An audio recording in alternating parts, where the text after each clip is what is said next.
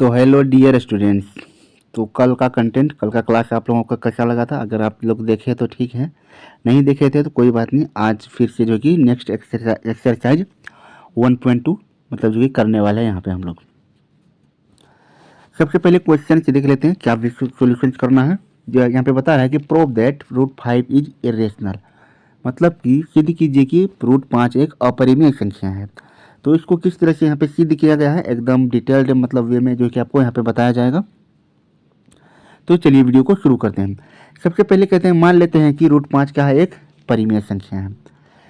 परिमेय संख्या √5 इस तरह से की है कि मतलब इसके दो फैक्टर इस तरह से है कि इसको जो कि हम लोग लिख सकते हैं कि √5 बराबर a/b, या फिर जिसे p/q के रूप में जब इसको लिखते हैं। मान लिए कि √5 बराबर a/b है। अब देखें यहाँ पे कहा जा रहा है let a and b have a common factor other than 1।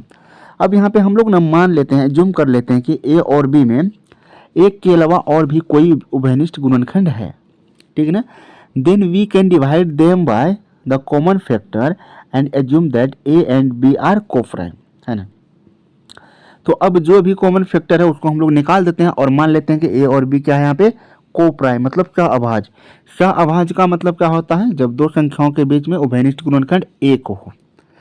अब यहाँ से देखिएगा जो इक्वेशन यहाँ पे आपको बनाया गया है, सबसे पहले √5 बराबर a/b, इसको अरेंज करते हैं और a इक्वल √5 इंटू बी लिखते हैं। अब क्या करेंगे, यहाँ पे हम लोग दोनों का स्क्वायर करेंगे, तो a स्क्वायर इक्वल क्या हो जाएगा, 5b स्क्वायर। अब देखिए therefore a square is divisible by 5 and it can be said that a is divisible by 5। Let a equal 5 k where k is an integer. मतलब कि यहाँ से आप देख सकते हैं कि a स्क्वायर क्या होगा, 5 से विभाज्य होगा। इसी तरह से एक अब ये भी कह सकते हैं कि 5 फिर a में भी 5 से जो है कि भाग लगेगा। तो मान लेते हैं कि a बराबर जो है कि 5 के, जहाँ k क्या है, एक पूर्णांक है। अब इस वैल्यू को यहाँ हम लोग क्या करेंगे, इसमें पुट करते हैं। जैसे कि यहाँ पे देखेंगे आप 5 के स्क्वायर, 5 के का whole square equal 5b square.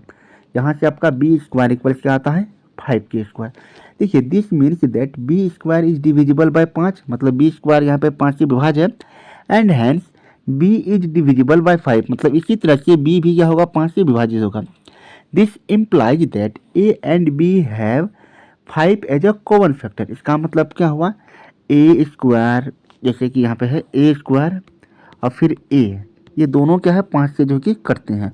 फिर उसी तरह से यहाँ पे देख पा रहे हैं आप b स्क्वायर और b दोनों क्या है 5 से कट रहे हैं। इसका मतलब क्या हुआ कि a और b में कॉमन फैक्टर भी क्या है, 5 है।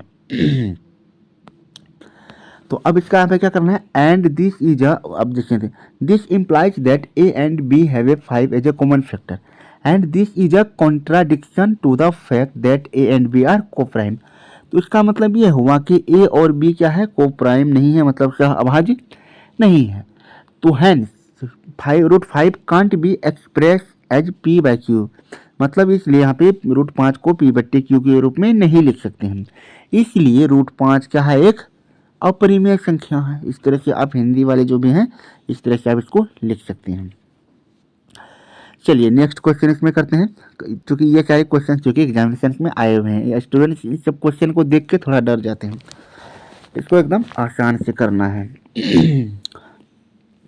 चलिए सबसे पहले कहा गया प्रूव दैट, यानी सिद्ध कीजिए कि 3 + 2√5 इज इरेशनल, मतलब एक अपरिमेय संख्या है।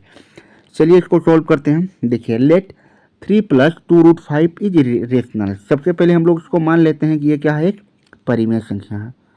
अब देखिए therefore we can find two integers a and b not equal to 0 such that, यहाँ पे हम लोग दो इंटेजर्स निकालते हैं और b 0 नहीं होना चाहिए, कि 3 + 2√5 इक्वल क्या होना चाहिए, आपका a/b होना चाहिए। अब इसको रीअरेंज करेंगे, यहाँ से 2√5 इक्वल क्या होगा, a/b - 3, या फिर √5 इक्वल क्या हो जाएगा, हाफ ऑफ a/b - 3 का हाफ आ जाएगा।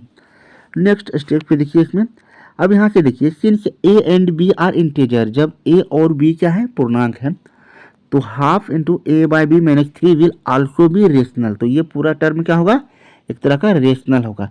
एंड देयरफॉर √5 इज रेशनल, लेकिन यहाँ पे √5 क्या है, अपरिमेय है।